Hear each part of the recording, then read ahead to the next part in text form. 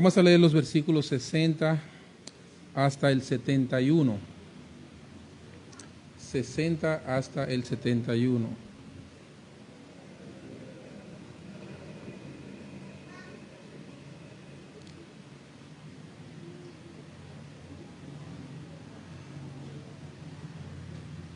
Dice la Sagrada Escritura, versículo 60, al oírlas, muchos de sus discípulos dijeron: dura es esta palabra, ¿quién la puede oír?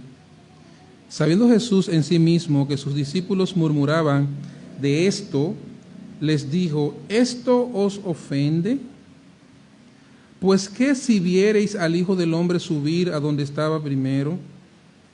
El Espíritu es el que da vida, la carne para nada aprovecha. Las palabras que yo os he hablado son espíritu y son vida. Pero hay algunos de vosotros que no creen, porque Jesús sabía desde el principio quiénes eran los que no creían y quién le había de entregar. Y dijo: por eso os he dicho que ninguno puede venir a mí si no le fuere dado del Padre. Desde entonces muchos de sus discípulos volvieron atrás y ya no andaban con él. Dijo entonces Jesús a los 12: ¿queréis acaso iros también vosotros? Le respondió Simón Pedro: Señor, ¿a quién iremos? Tú tienes palabra de vida eterna. Y nosotros hemos creído y conocemos que tú eres el Cristo, el Hijo del Dios viviente. Jesús les respondió: ¿no os he escogido yo a vosotros los 12? ¿Y uno de vosotros es diablo?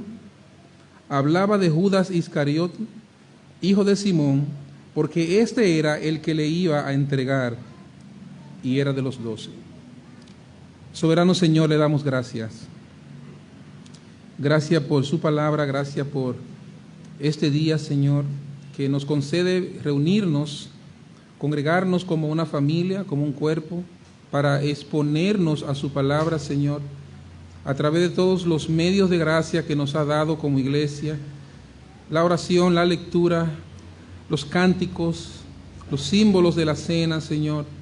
Gracias por recordarnos el Evangelio en cada cosa que hacemos en el culto, Señor. Ahora rogamos que su gracia sea con nosotros y que usted nos dé, Señor, la mejor actitud para nosotros honrarle a través de su palabra predicada, con reverencia, Señor, y con respeto ante la exposición en este día. Os rogamos esto y le pedimos en el nombre de Jesús. Amén.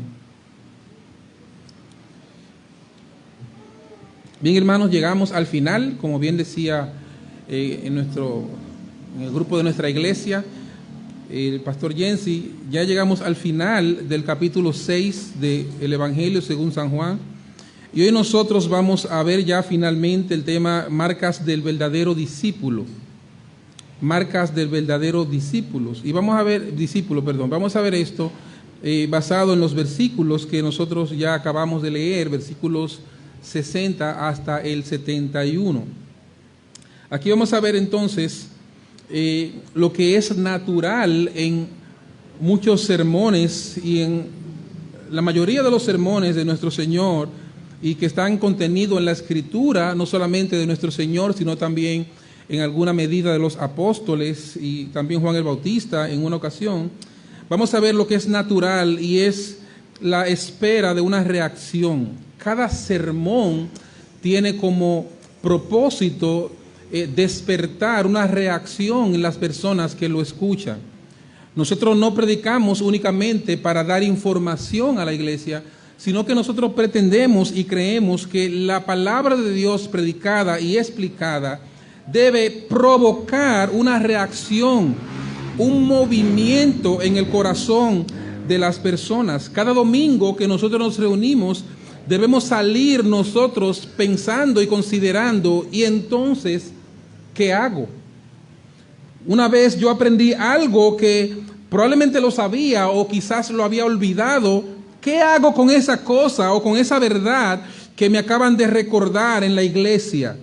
Cada sermón, entonces, hermanos, tiene ese propósito: llamar la atención, pero con el propósito final de despertar reacciones. Ese es el ejemplo de nuestro Señor Jesucristo en el Sermón del Monte. Usted recuerda Mateo capítulo 5 al 7, un sermón de los más populares de nuestro Señor. Y en ese sermón el Señor, después de haberle dado cátedras acerca a sus discípulos y a la multitud acerca del verdadero sentido de la ley y cómo vivir de acuerdo a la ley, al final de este sermón, el capítulo 7, los últimos versículos, el Señor presenta dos cimientos. Y con esta parábola historia de dos cimientos, Él presenta cuáles son los dos probablemente los dos grupos que estaban allí escuchando su sermón. Y Él dice: cualquiera pues que me oye estas palabras y las hace, le compararé a un hombre prudente que edificó su casa sobre la roca. Y Él dice, después de aquel sermón tan largo y tan importante y tan fundamental para la vida cristiana, que aquellos que lo oyeron y que aplicaron o aplicarían los principios del Sermón del Monte, Él dice que Él lo compara con un hombre que es prudente y que edificó su casa sobre la roca. Pero aquel que no le hizo caso a esas palabras, Él lo compara con un hombre insensato que construyó su casa sobre la arena y el resultado fue fatal. También nosotros recordamos el discurso de Pedro en el Pentecostés. En el día de Pentecostés, que es el día cuando llegó el Espíritu Santo a morar en la vida de los creyentes, en Hechos capítulo 2, nosotros encontramos que que Pedro, después de haber predicado, su sermón fue tan penetrante que llamó la atención de las personas. Y dice el versículo 37, al oír esto, se compungieron de corazón y dijeron a Pedro y a los otros apóstoles: varones hermanos, ¿qué haremos?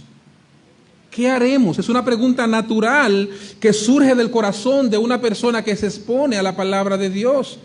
Eso sucede también cuando nosotros leemos la Biblia en nuestro devocional diario, cuando nosotros hacemos una exégesis o hacemos el ejercicio de interpretar la Escritura y vemos el significado de lo que el texto que tenemos ante nosotros tiene. Hay una pregunta natural: ¿qué haremos? ¿Qué hago con esta verdad? También, finalmente, fue la reacción de los que oían el discurso de Juan el Bautista cuando él presentaba el arrepentimiento mientras bautizaba en Lucas capítulo 3, versículos 10 al 14. Dice el texto que la gente le preguntaba diciendo: entonces, ¿qué haremos? Después que Juan el Bautista expone lo que es la verdad de la ley y cómo pone a los hombres claros de que están en pecado delante de Dios, los hombres comenzaron a mortificarse, a inquietarse y comenzaron a preguntarle a Juan: ¿qué haremos? Y él le dice que tiene 2 túnicas, dé al que no tiene, que tiene de comer, haga lo mismo. A los militares que estaban allí preguntaron: ¿y nosotros qué haremos? Dicen a los soldados. Dice él: no hagas extorsión a nadie, no calumniéis y contentaos con vuestro salario. Todo esto es respuesta a la inquietud que surge en el corazón de estas personas cuando oyen el mensaje del Evangelio. Hermanos, esta es la realidad también de el final del sermón de nuestro Señor Jesucristo acerca del pan de vida que descendió del cielo. En esta sesión que vamos a ver en este día, el Señor Jesucristo presenta las 2 posibles reacciones que vamos a encontrar una vez nosotros entendamos las palabras de nuestro Señor cuando Él dijo que Él era el pan de vida que había descendido del cielo y que su carne y su sangre eran aquel pan y que las personas debían y deben comer su carne y beber su sangre, de lo contrario no tendrían vida eterna. Al Cristo aterrizar con esas palabras, nosotros encontramos varias reacciones en la multitud. Encontramos por lo menos 3 reacciones. La primera es de rechazo y de burla, que vemos en los judíos en general, fariseos y escribas. En segundo lugar, vemos una multitud de personas que tienen una fe temporal, una fe superficial, aquellos que le seguían solamente por los panes y por los peces, que solamente buscaban el beneficio material del momento y del espacio de Cristo. Y en último lugar, una fe verdadera está representada por los apóstoles, a excepción de Judas. ¿Qué deben hacer las personas entonces? ¿Qué deben hacer los hombres y qué debemos hacer nosotros ante la verdad que Cristo acaba de enseñar en todo este sermón del pan de vida que descendió del cielo? Vamos a ver dos reacciones en nuestro texto. Vamos a ver en primer lugar la reacción de un falso discípulo y en segundo lugar vamos a ver la reacción de un verdadero discípulo. En primer lugar, la reacción de un falso discípulo la encontramos en los versículos 60 al 66. Aquí vemos, hermanos, un dato muy interesante, y es que Jesucristo, como bien sabemos por leer los evangelios, tenía, aparte de los 12, tenía muchos discípulos. Los discípulos de Jesús no eran solamente los 12 que nosotros conocemos como los apóstoles. No, dentro de los discípulos de Jesús, Él eligió a 12 para que esos sean los apóstoles. Pero Él tenía muchos discípulos que no eran los apóstoles. Es por eso que nosotros vamos a ver en algunos relatos que habla de algunos que eran discípulos y menciona hasta nombre. Y tú dices, ve acá, pero eso no está dentro de los 12. Sí, es porque Jesús tenía muchos discípulos.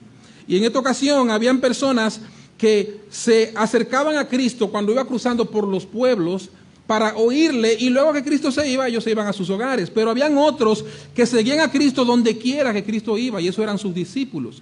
Aquellos que entendían que debían sumarse a ese grupo de personas para aprender directamente de Cristo, a ellos se les llaman los discípulos.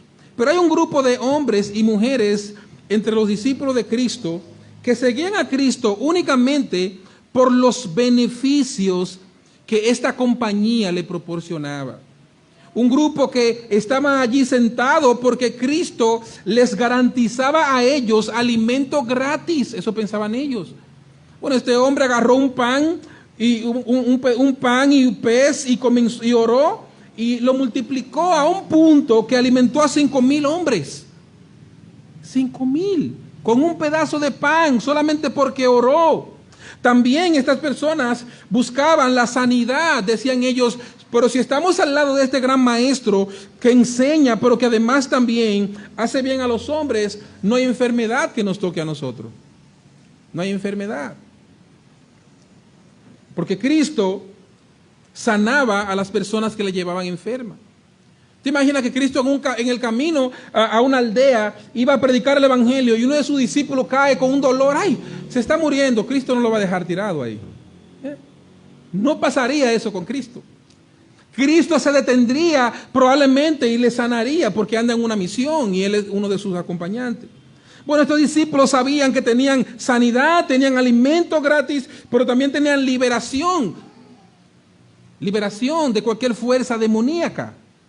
En el momento cuando Cristo ejercía su ministerio, fue uno de los momentos en los cuales hubo más endemoniado en toda la historia de Israel.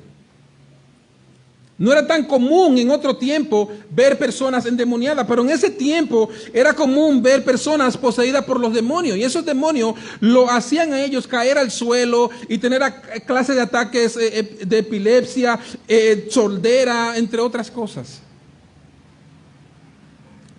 Pero aquí anda uno que tiene poder sobre las enfermedades, que tiene poder sobre la naturaleza, y que los demonios de lejos lo ven y se espantan y gritan cuando lo ven solamente.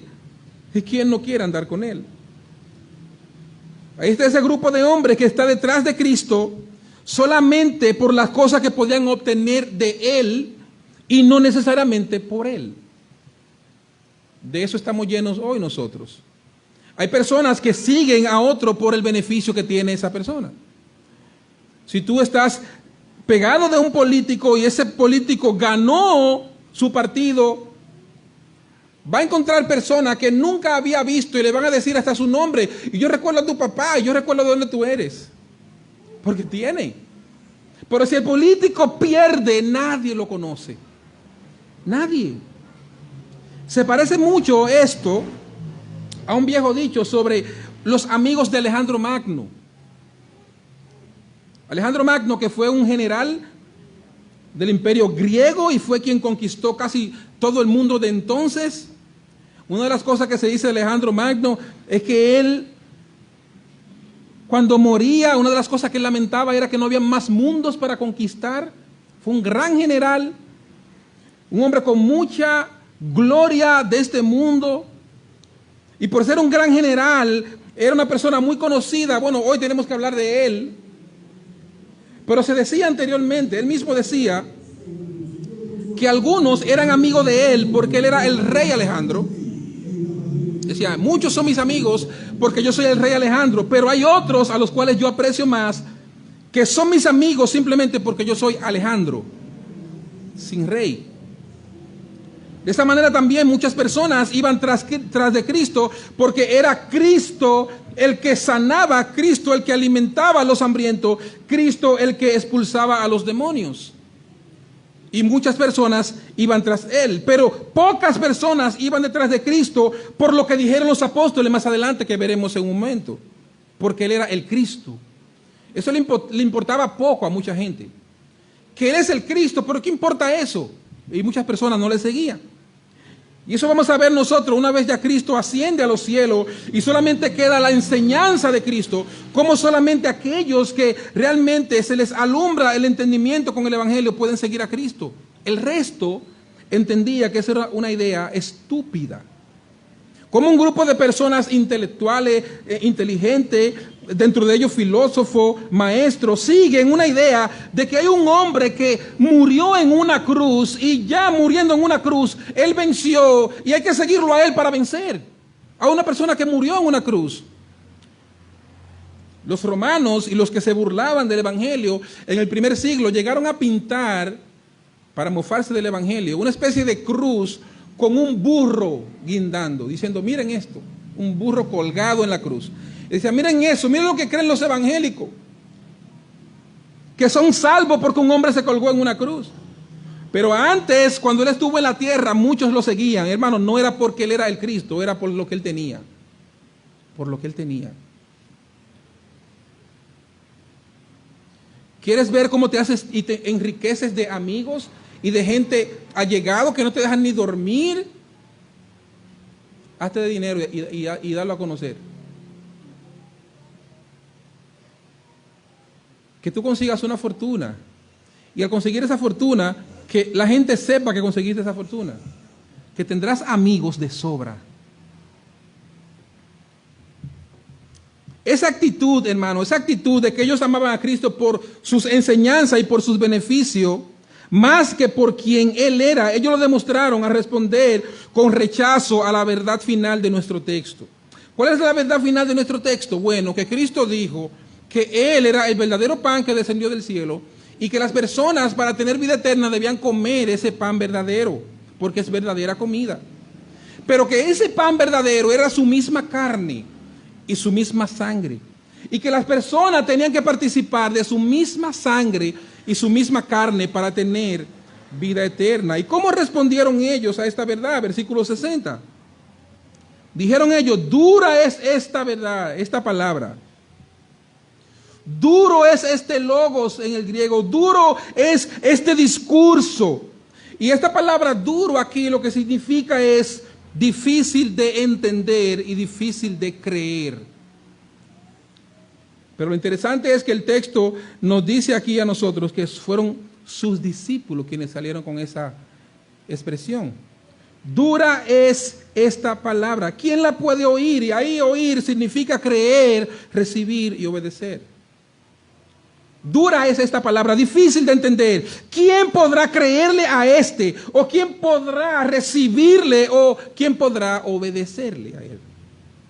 Esa fue la primera reacción de estos discípulos. Y esta reacción es la que lo clasifica como aquellos que amaban, entre comillas, a Cristo por las cosas que Él tenía. Y no necesariamente por quien Él era. Jesús responde en el versículo 61, ¿se ofendieron? Se ofendieron por la enseñanza del pan y la carne, el pan y el cuerpo y la carne de Cristo. Se ofendieron porque dije que debían comer mi carne y debían beber mi sangre. Se ofendieron porque no entendieron lo que yo acabo de enseñarles.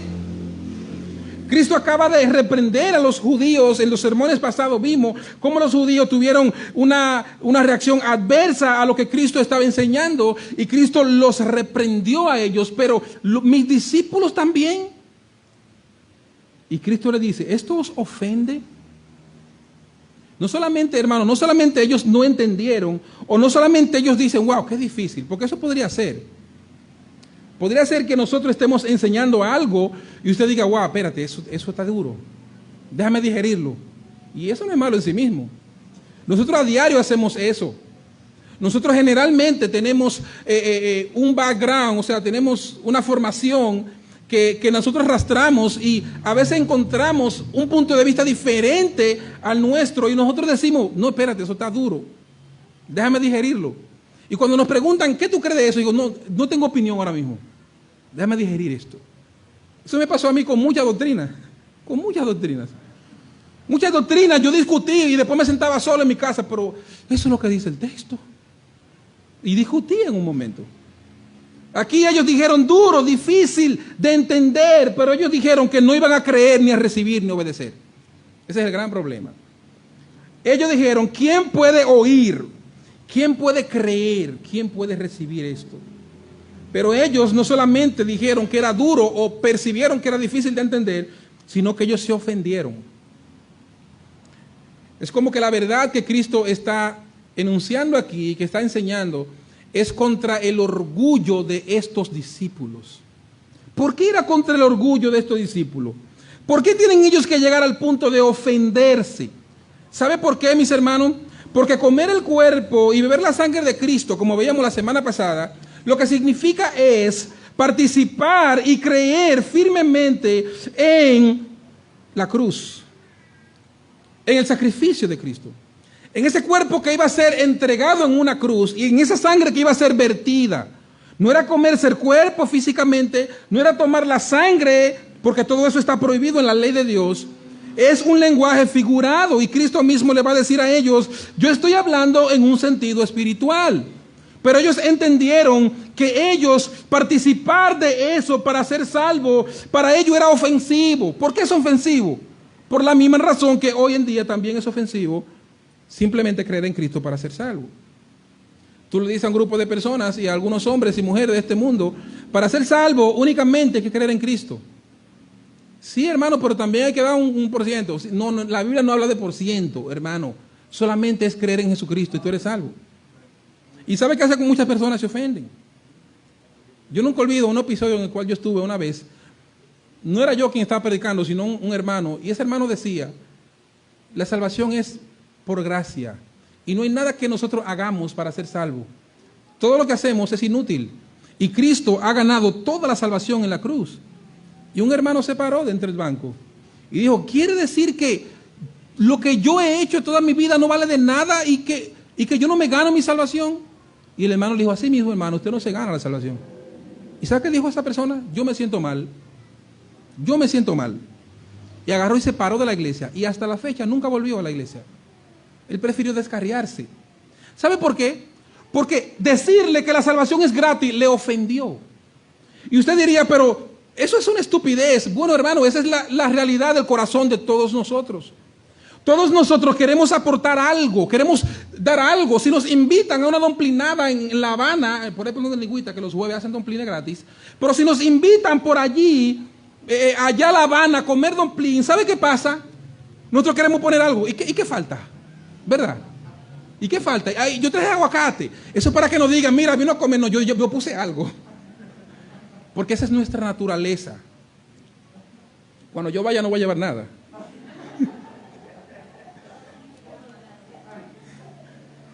Nuestra naturaleza es esa. Queremos nosotros tener una parte. Y cuando pongan esa placa gigante, aquí están los contribuyentes. Nosotros vamos buscando con una lupa nuestro nombre. Ahí estoy yo. Porque ese es nuestro corazón. Esa es nuestra naturaleza. Y cuando nosotros no nos ponen nuestro nombre en la placa, ¿sabe qué pasa con nosotros? nos ofendemos. Y dice, pero a mí no me mencionaron. Hablaron de la historia de la iglesia, gracia y verdad, y dijeron un grupo de cosas, y a mí no me mencionaron. Y esa es la lucha que yo cogí limpiando esa iglesia. Y esa es la lucha que yo cogí cuando estábamos por allá arriba. Y yo vi que mi nombre no salió. Esa es nuestra naturaleza, hermanos. Es nuestra naturaleza. Eso es lo que siempre sucede cuando el pecador se encuentra con la verdad del evangelio. Siempre pasa eso. Siempre que el pecador oye la verdad acerca de su condición delante de Dios y cómo el hombre no se puede salvar delante de Dios, porque por más bueno que haya sido el hombre y por más bien que haya sido criado en su hogar, no importa lo bueno que sea, las obras más refinadas del pecador son hediondas y fétidas delante de Dios. No hay nada que podamos hacer. No hay nada que podamos hacer. La hediondez de nuestro pecado nosotros la aportamos desde la fecundación. Desde que en el vientre de la madre tuvo lugar un bebé por la unión con el padre, tuvo lugar un pecador hediondo a la presencia de Dios y condenado al infierno. ¿Y por qué es condenado al infierno desde antes de nacer? Bueno, así mismo, como dice Pablo de Jacob y su hermano, que ellos no habían hecho ni bien ni mal para que Dios lo eligiera. Así mismo, el hombre no ha hecho ni bien ni mal para estar condenado al infierno. Pero eso ofende el corazón del hombre. Se ofenden porque quieren tener parte en la salvación. Se ofenden porque la Escritura testifica de tapa a tapa que la salvación es enteramente de Jehová. Eso ofende al pecador. Nos gustaría a nosotros, cuando estemos en el cielo, que digan, wow, este sí luchó para estar aquí. Eso es lo que a nuestro corazón le gustaría. Pero cuando estemos en el cielo, hermanos, hay uno solo que tendrá toda la gloria y toda la atención. Y todo el mundo reunido, redimido, tendrá su vista puesta en uno solo, Jesucristo. Porque Él es el dueño de la salvación completa del hombre.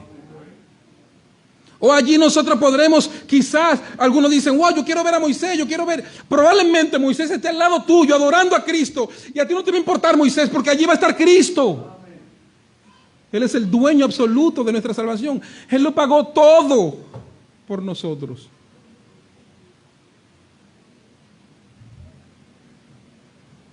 Cristo le dice, versículo 62, ustedes están ofendidos por esta verdad.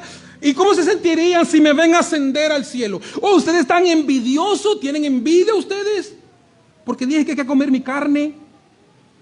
Pero si ustedes me ven subir a donde yo estaba antes, ¿cómo se sentirían ustedes?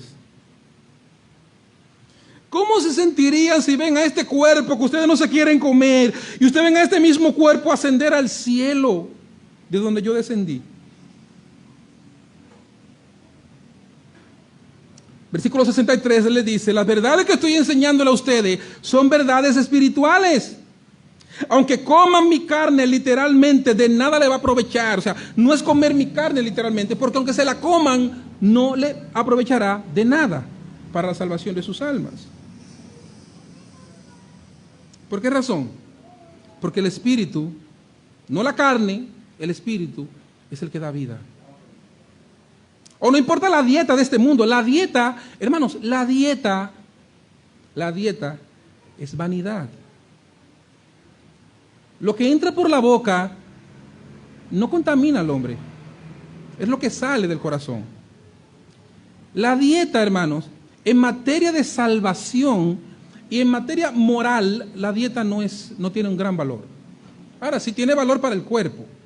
Si tiene valor tú abstenerte de refresco, ¿verdad? Tú tienes valor abstenerte de dulces, si sufres de azúcar. Si tiene valor abstenerte de mucho aguacate, ¿verdad? Si te hace daño. Eso no hace daño, ¿verdad, Santa? No hace daño eso. Coman aguacate. Pero hay cosas que tú sabes que te hacen daño y tú dejas de comértela. Eso es dieta, eso es legítimo. Pero la dieta con el propósito de tú ser salvo o estar frío con Dios, eso no vale de nada. No vale de nada. La carne para nada aprovecha. Para nada. Aunque coman mi carne, literalmente no le va a aprovechar. No sean tontos, estoy hablándole de cosas espirituales. Eso es lo que está diciendo el Señor. Pero él dice en el versículo 64, pero aún así, a pesar de que son cosas espirituales y a ustedes se las estoy explicando, aún así alguno no cree. O hermanos, en este día, o cada vez que nos reunimos, nosotros los pastores siempre tratamos de explicar la palabra de Dios. Y yo sé que hay algunos que creen lo que nosotros decimos, pero algunos quedan escépticos y dicen, no, yo no estoy tan de acuerdo. Eso es legítimo. Eso es legítimo. Pero a Jesús le hicieron eso. O sea, no hay maestro más grande que Jesús. O sea, el ejercicio de la exégesis, de la hermenéutica, de interpretar bien el texto, vamos a poner a Cristo para que nos enseñe su exégesis. Él es la exégesis, Él es la Biblia, Él es la verdad, Él es el Logos. Y aún Cristo enseñando y explicando, muchos no creyeron. Dice el texto que Jesús sabía desde el principio quienes no creían, y Él no estaba sorprendido porque había un grupo de personas que no creían. Él dice, oh, pero increíble, tan claro que yo expliqué. No, Él no está sorprendido. Él sabía desde el principio, pero desde el principio de que de la creación, no, probablemente sea del ministerio que está hablando el texto. Desde que Él comenzó su ministerio, o desde que Él está junto con esas personas, Él sabía desde el principio quienes no creían genuinamente. Recuerden lo que predicaba el pastor Fidel en el capítulo 2 de Juan, al final, que muchos judíos creyeron, pero Cristo no se confiaba porque Él conocía lo que había en el corazón. Porque Cristo es Dios. Dice el texto que también Él sabía desde el principio quienes no creían, y también sabía desde el principio quién le había de entregar. Judas. Igual en ese dato por ahí. Jesús sabía desde el principio quién le había de entregar. Ahora, ¿cuál es la razón por la cual Jesús, a pesar de lo claro que enseñaba el Evangelio y a pesar de lo tierno que Él era al enseñar a sus discípulos las grandes verdades, por qué esa gente aún así no creían? Versículo 65 dice, por eso os he dicho que ninguno puede venir a mí si no le fuere dado el Padre. No importa que yo se le enseñe y que se lo den cucharita en la boca. Yo le dije a ustedes que ninguno va a venir al menos que no se lo dieran del Padre. ¿Qué quiere decir todo esto? Bueno, lo que quiere decir, entre otras cosas, es que no importa lo elocuente que seamos nosotros. No importa que nosotros obliguemos a la gente a creer. Ninguno va a venir a Cristo verdaderamente, al menos que Dios no obre soberanamente en su corazón. Eso nadie puede cambiarlo. Si eso no cambia, no cambió en el discurso de Cristo, ¿va a cambiar en el nuestro? No va a cambiar. No importa que una persona vea a uno levantarse de entre los muertos, no. Si Dios no lo trae, ninguno vendrá a mí. No importan los milagros, y hay personas que dicen, vamos a tener una campaña, y lo atractivo de la campaña es que va a predicar un hombre que estaba muerto. Y allí en la morgue, cuando le iban a abrir, abrió los ojos. Y todo el mundo con curiosidad, que quiere ver ese hombre que estaba muerto y ahora está vivo. Y la gente se agolpa para ver a este hombre. Si el Padre no lo traje, ninguno vendrá a mí, dice Cristo. No importa que una persona, es más, la persona puede decir, y Edía, y cuando le esté predicando, usted le va a dar el hedor de la muerte que tiene ese hombre. No importa el hedor que tenga. Si alguno no lo trae el Padre, no vendrá a Cristo. Cristo dice, por eso muchos todavía no me creen, aunque sean discípulos, aunque sean seguidores a distancia, aunque sean seguidores que para muchos eran verdaderos creyentes, para muchas personas, pero para Cristo no, porque Él conocía el corazón de ellos. Y la razón detrás es esa doctrina, hermanos, de la elección.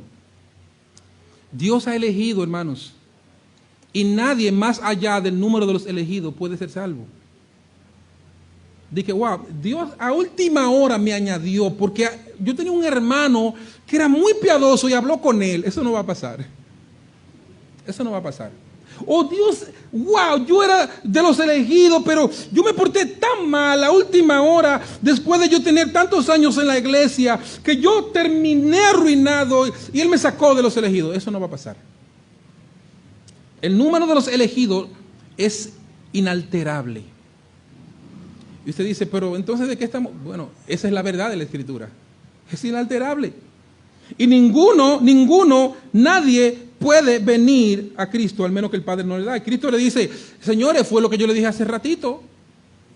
Ese grupo de discípulos hoy se ofende y se sienten escandalizados por lo que yo dije. Y la razón por la cual ellos no me creen hoy es por lo que yo le dije anteriormente. ¿Qué le dije? Que ninguno puede venir a mí si no le fuere dado del Padre. Y entonces, hermano, nuestro texto en esa primera parte termina con el final más triste jamás oído de una persona que ha estado tan cerca de Jesús. El triste final de un discípulo falso, sin arrepentimiento genuino, se encuentra en el versículo 66, que dice el texto: desde entonces muchos de sus discípulos volvieron atrás y ya no andaba con él. Qué triste eso. Wow. Por una palabra de Jesús, todos los beneficios lo tenían ahí con él y estaban ahí alegres con nuestro Señor, y una palabra, una frase que les ofendió a ellos, ya. Pero mira, piénsalo bien, no quiero ir ya con ese Señor. Y así tú hablas de él, pero y todos los beneficios, no importa.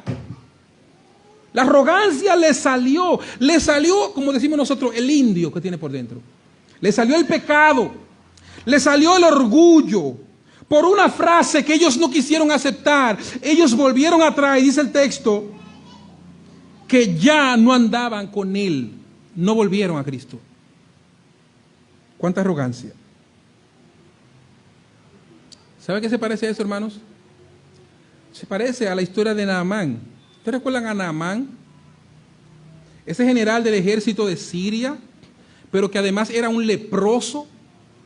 Era un general con mucho prestigio, con mucha pompa, con mucha gloria en su tiempo, pero tenía lepra. Y por tener lepra, entonces, él era excluido de muchos estratos sociales.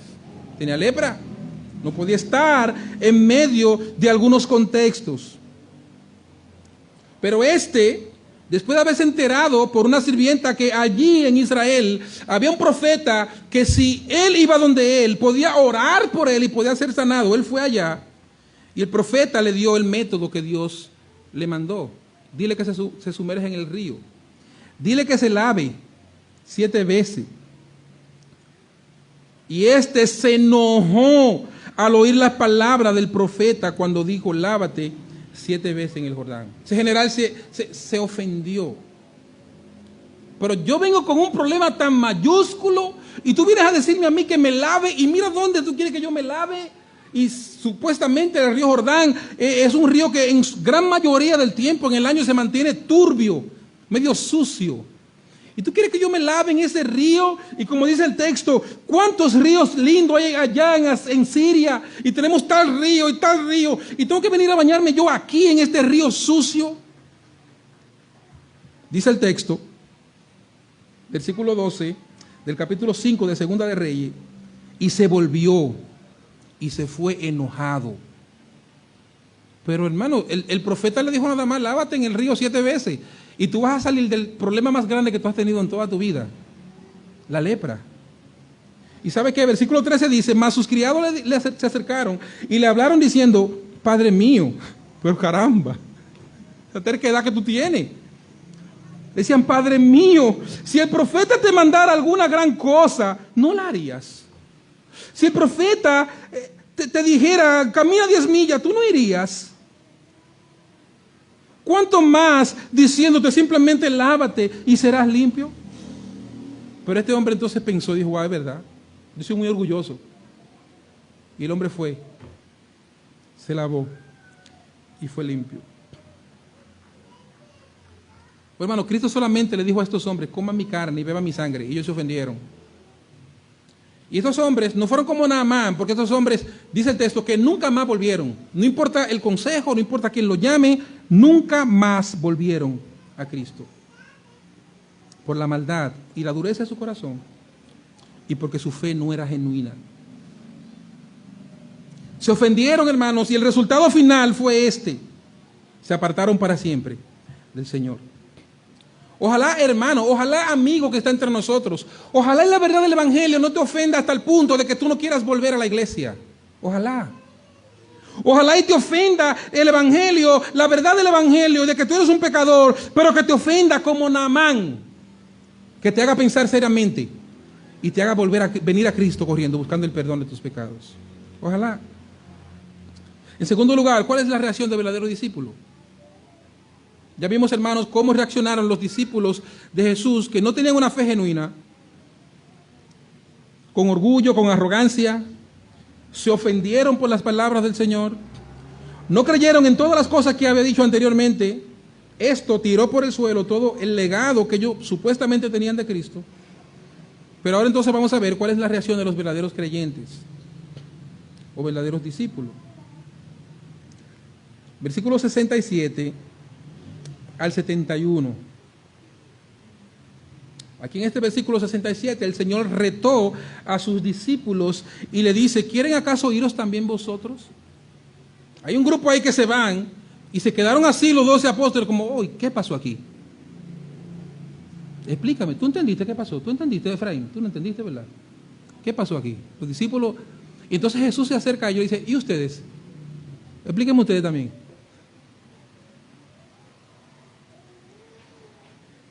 Nosotros, sí, ustedes, explíquenme. Explíquenme ahora ustedes, que lo veo atónito porque ellos se fueron y porque en verdad fue algo chocante. ¿Y qué le pasó a esta gente? De repente, él le dice: ¿y ustedes quieren ir ahora? ¿Ustedes también quieren irse? Váyanse si quieren. Y ellos respondieron con dos cosas, que son marcas, no las únicas, hay muchas más en toda la Escritura, pero de acuerdo aquí a nuestro texto, es lo que puedo ver, son marcas definitivas de un verdadero discípulo. En primer lugar, una dependencia absoluta del Señor. Una dependencia absoluta. Versículo 68, ellos dicen: Señor, ¿a quién iremos? ¿Cómo así que nos vayamos? ¿Y dónde vamos a ir? Es como que nosotros cuando niños somos tomados por nuestra madre o nuestro padre y somos llevados lejos a un monte, que no sabemos el camino, siendo un niño de 5 o 6 años, y que el papá nos diga: ya vete. ¿Cómo diríamos nosotros? Pero ¿y cómo así que me vaya? ¿Y dónde yo voy a ir? ¿A dónde yo iré? O que nos lleven lejos al medio del mar. Quizás no exista el medio del mar, pero lejos en el mar, ¿verdad? Y que allí quien está en la yola te diga: vete. Dice: pero ¿a dónde tú quieres que yo vaya? ¿Pero y dónde yo puedo ir? ¿Con qué? Y tú no eres don fulano, yo era don fulano. Podía ser lo más orgulloso, pero en el medio del mar se te olvida lo que tú eras. Y tú no tienes una gran cuenta: yo tenía, tú eres mi jefe, haz lo que tú quieras. En ese momento se nos va el orgullo, se nos va todo. Porque en ese momento es cuando descubrimos lo poco que somos nosotros y lo grande que es el capitán de la barca. Y allí los discípulos encabezados por Pedro dijeron: pero maestro, pero curios, pero Señor, ¿a dónde iremos? Bueno, pregúntenle a ellos dónde van. Y no, ¿dónde iremos nosotros? Y dice el texto: tú tienes palabra de vida. Y aquí el texto es enfático en el original, diciendo: solo tú y más nadie en todo el universo hemos encontrado ni ha aparecido desde la creación, ni en ninguna sabiduría de los egipcios, ni en ninguna sabiduría de la India. Nadie como tú, solamente tú tienes palabra de vida. ¿Dónde iremos? Y con estas palabras los discípulos están diciendo: nosotros dependemos completamente y absolutamente de usted, mi Señor. No podemos ir a ninguna parte. Eso me recuerda cuando niño,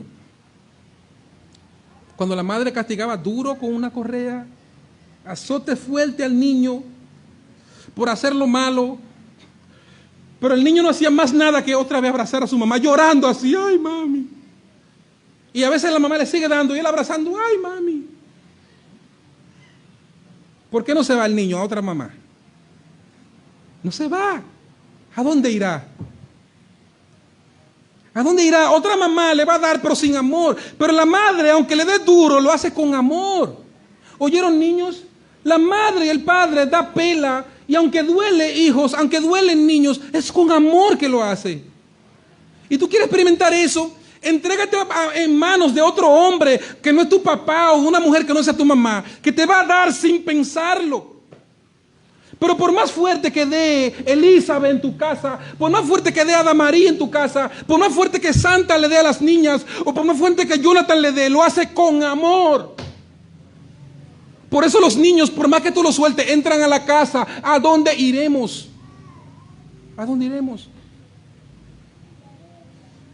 Y eso me recuerda cuando yo era muchacho, que a veces yo hacía mi travesura, porque yo hacía travesuras. Y yo, como obviamente corría más que mi mamá, me le escapaba. Pero como mami era más sabia que yo, ella decía, él no tiene dónde dormir, él duerme aquí. Pero como también era una pecadora, ella no me daba la entrada, ella esperaba que yo entrara al baño. Y cuando yo estaba allí bañándome, cantando alegre, yo veo que una sombra se asoma a la puerta y digo, ¿y quién viene para acá? Y ahí entraba mami a darme golpes. Pero yo decía, ¿y dónde voy a ir? Ya yo sé que me van a dar. Los verdaderos discípulos encabezados por Pedro, y hoy la iglesia Gracia y Verdad, y hoy la iglesia de Cristo en todo el mundo, dice a una voz, ¿a dónde iremos, Señor? Solamente tú tienes palabra de vida. No hay otro lugar donde ir. Él es el único, Él es la fuente de alimento, Él es la fuente de verdad. Oh amigo, Jesucristo es la fuente de verdadera felicidad. Amigos, oigan esto, amigos, oigan esto donde quiera que te encuentren. Jesucristo es la única fuente de placer verdadero y verdadera felicidad. ¿A dónde iremos? Amigo, por eso es que nosotros desde nuestra juventud, el Señor nos salvó y hemos estado aquí porque hemos encontrado un gran tesoro. ¿Dónde vamos a ir? ¿A dónde iremos? Si solo tú tienes palabras de vida. En segundo lugar, ellos presentaron esa dependencia absoluta, pero en segundo lugar, también presentaron una fe radical en la verdad, invariable, versículo 69. ¿Qué dice el versículo? Y nosotros hemos creído y conocemos que tú eres el Cristo, el Hijo del Dios viviente. Hemos creído, ya creímos, Señor, eso no vuelve atrás. Eso nunca va a cambiar. Ya nosotros creímos. ¿Cómo que nos vamos a ir? Es por eso que la idea de que una gente se descarrió es como extraña. ¿Cómo que se descarrió? Y no creyó. Hermano, el que creyó de verdad nunca descree. O sea, nunca dice que ya no creyó. O sea, no hay ni forma de cómo decir qué es eso. Es un fenómeno de la naturaleza que creyó una vez y ya no creyó. No, si usted creyó, usted nació de nuevo. Es como que tú nazcas de tus padres. Dice, yo nací de esos padres, pero yo ahora desnací. Ya yo no soy de esa familia. Eso no puede ser. Pedro dice aquí, nosotros ya creímos. ¿Qué vamos a hacer? Nosotros somos de tu familia, somos tu sangre, somos tu cuerpo. ¿Qué podemos nosotros hacer? No importa el sufrimiento, no importa los momentos que vengan, ya, nosotros somos una carne y estamos unidos a Cristo para siempre.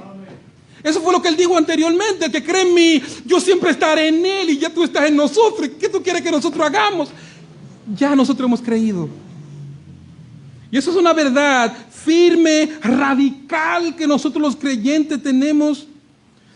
Ya creímos, y ¿sabes qué? Y sabemos, ya nosotros nos dimos cuenta, porque ya el Señor, Dios el Padre, lo reveló, como vemos en otro evangelio, que tú eres el Cristo. El Cristo. El que va a resolver el problema de Génesis capítulo 3, de la caída. El que Dios le prometió a Eva cuando ella cayó y fue engañada por Satanás, que le dijo que vendría una simiente que iba a aplastar a Satanás. Ese eres tú. ¿Y para dónde yo voy? Tú eres el Cristo que Israel ha esperado por tantos siglos. Tú eres el Cristo que levantaría de los muertos a todos aquellos que creen. Tú eres el Cristo que restauraría todas las cosas. Y además tú eres el Dios viviente. Hermano, esas verdades nunca van a cambiar. Jesús siempre fue, es y siempre será el Cristo. Siempre. Y Él es el Dios viviente. Y aquí entonces ellos dicen, mira, no importa que se vayan todos, no importa que todos se vayan. Nosotros hemos creído. Y lo que creemos está fundamentado, no una historieta. Lo que creemos no es un invento de nosotros, no es nuestro sentimiento, no es un asunto de sentimiento. Lo que nosotros creemos es la revelación final de Dios de que tú eres el Cristo y eres el Dios, el Hijo del Dios viviente.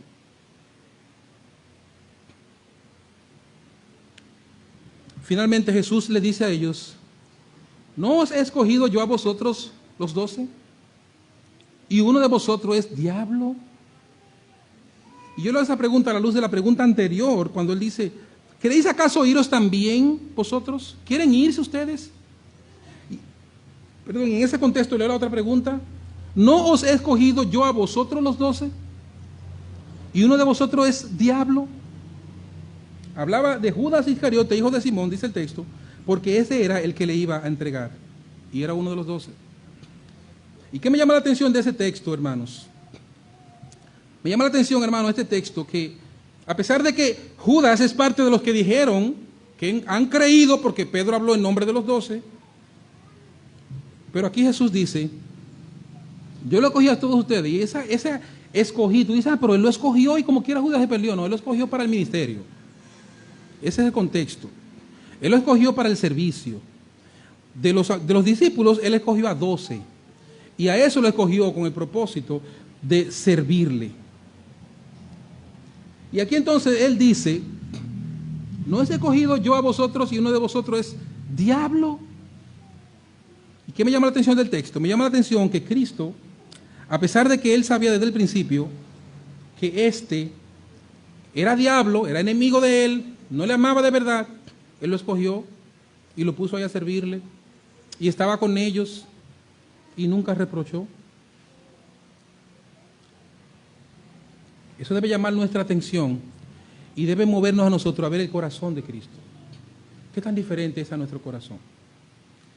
¿Qué tan diferente es el corazón de Cristo? Y ahí pasamos nosotros a la parte final de algunos principios para aplicar. ¿Qué tan diferente es el corazón de Cristo al nuestro? Él sabiendo él que Judas era enemigo de él en su corazón, él lo escogió. Ahora bien, vamos a ver algunas cosas para que nos lo llevemos en este día. En primer lugar, después de haber escuchado, hermanos, ese sermón de Cristo, de que Él es el pan de vida, y después de haber visto que nosotros, todos nosotros, estamos en uno de dos grupos. Todo el que oye el sermón del Señor, todo el que se expone a la palabra de Dios, es parte de uno de dos grupos. O es de aquellos que creen al Evangelio, o es de aquellos que lo rechazan. O es de aquellos discípulos verdaderos que confían absolutamente y dependen absolutamente del Señor, o es un discípulo falso que solamente viene a la iglesia, por ejemplo a nuestra iglesia, por las comodidades de nuestro templo, por el clima agradable que tenemos y por todo lo que ofrece este paradisíaco lugar, ¿verdad? Hay personas que vienen aquí por eso. Eso es un lugar cómodo, acogedor y el clima es agradable. Se está describiendo otro lugar, pero no este. Pero hay otros que sí han venido y sí creen y sí siguen a Cristo porque han creído que Él es el Cristo y que Él es el Hijo del Dios viviente. Es un discípulo falso aquel que anda detrás de los panes y de los peces. Y panes y peces ahí significa todos los beneficios materiales que se pueden adquirir de Cristo. Ahora, hermano, amigo, esas verdades que Cristo acaba de enseñar en este sermón y que hoy terminamos nosotros de exponer, ¿en alguna medida te ofende a ti? ¿En alguna medida te sientes ofendido o te sientes como que te está aplastando o que no es parte de ti o que eso es muy duro para ti? ¿Te ofende oír las verdades del Evangelio que nosotros repetimos tantas veces de que usted es un pecador y que lo más refinado que usted haga, eso lo repetimos muchas veces, lo más refinado que usted haga no va a ganar el favor de Dios? ¿Te ofende eso?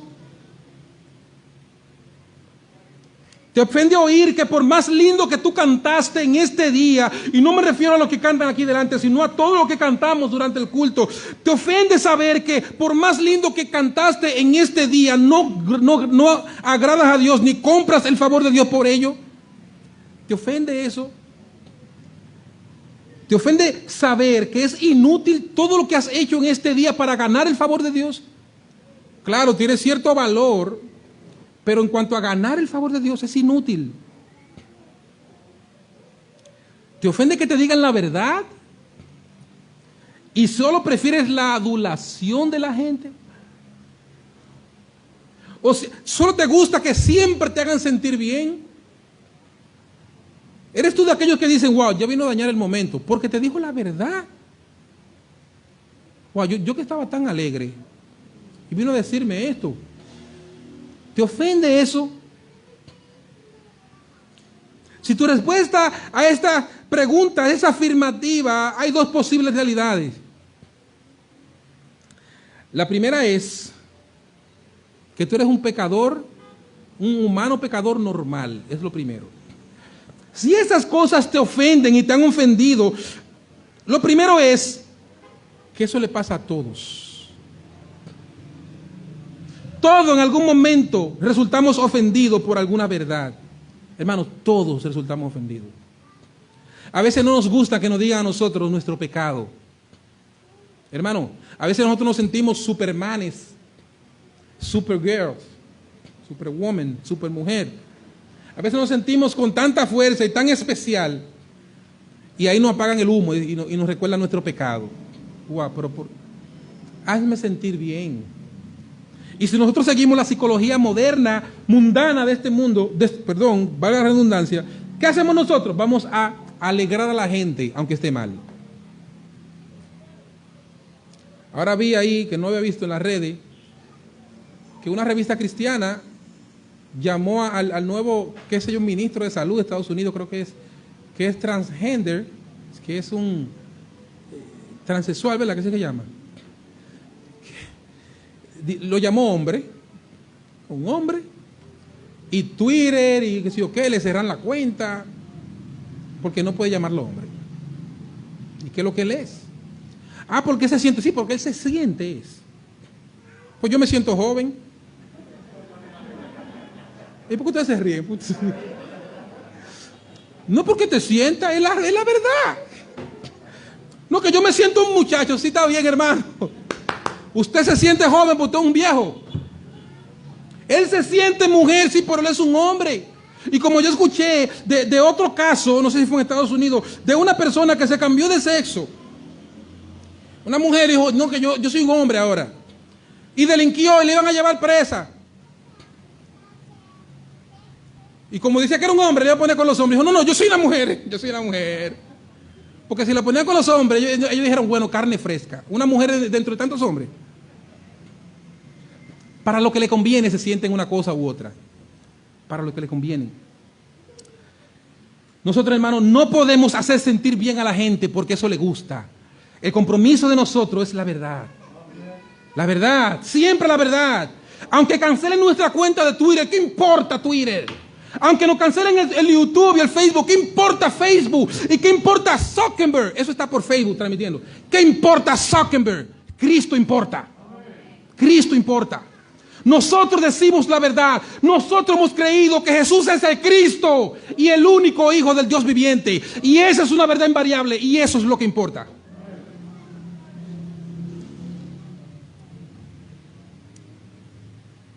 Oh, hermanos, ¿a quién iremos? ¿A quién iremos?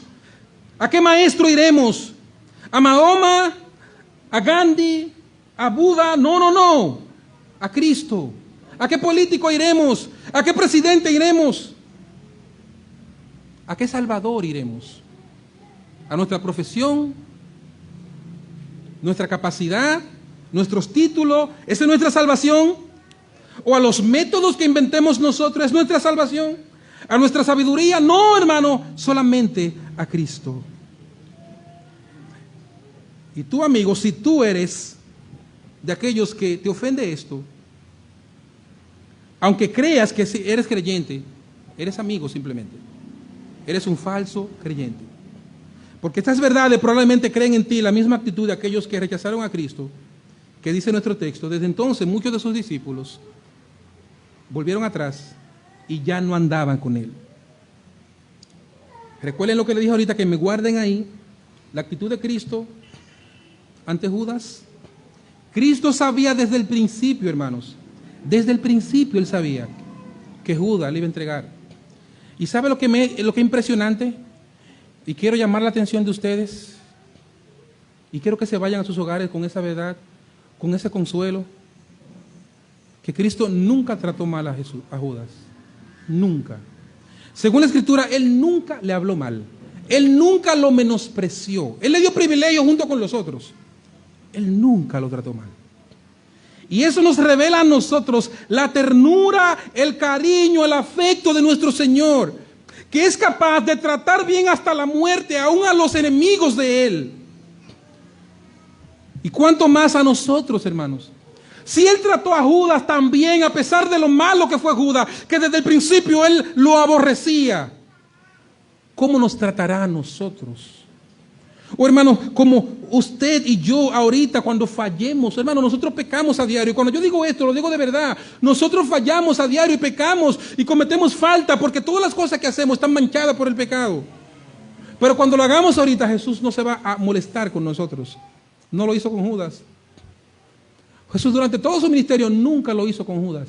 Lo trató bien. O hermano, no pensemos que Él va a comenzar a tratarnos mal porque nosotros no pudimos tener nuestro devocional, o porque no pudimos llegar al momento de la oración del sábado, o porque nosotros no pudimos levantar la mano en lectura por gracia. Recuerden, es por gracia la lectura. No, hermanos. Jesús es tierno para con su iglesia, y Él nos trata con amor y con ternura. No importa que eso implique que nosotros tengamos pérdida en esta tierra. No importa que perdamos a un ser querido, a un hijo, a padre o madre. No importa que quedemos desempleados. No importa que quedemos hambrientos, sin nada de comer en nuestros hogares. Todo eso es una realidad debajo del cielo, pero no eclipsa el amor, la gracia, la compasión y la ternura de nuestro Señor para con nosotros. Váyase hoy a su casa pensando esa gran verdad. Usted, si es verdadero discípulo, ha creído radicalmente en Cristo. Eso no va a cambiar. Usted, si es verdadero discípulo, ha abrazado a Jesús como el Cristo, el ungido, y como el Hijo del Dios viviente. Y usted, como verdadero creyente y verdadero discípulo, es objeto del amor, de la gracia y de la ternura de nuestro Señor y Salvador Jesucristo. ¿Eso eres tú también, mi amigo? ¿Eres objeto del amor y la gracia y la ternura de Cristo? En cierta medida lo eres. Tú mereces la muerte desde que naciste. Y hoy no estás muerto porque en su gracia Dios no ha querido que mueras. Y hoy estás en la iglesia probablemente con un propósito diferente a simplemente oír el Evangelio, pero estás oyendo el Evangelio. Y estás oyendo aquí que Jesucristo es aquel que entregó su cuerpo para ser molido y vertió su sangre para que tú creas. Y que si tú crees, tú tienes vida eterna, perdón para siempre de tus pecados. Y al hacerlo entonces eres objeto del amor, de la ternura y del cuidado del Señor. ¿Cree esto, mi amigo? Si lo crees, bien serás salvo. Oremos, hermanos. Oh soberano Dios, gracias le damos. Gracias por amarnos, gracias.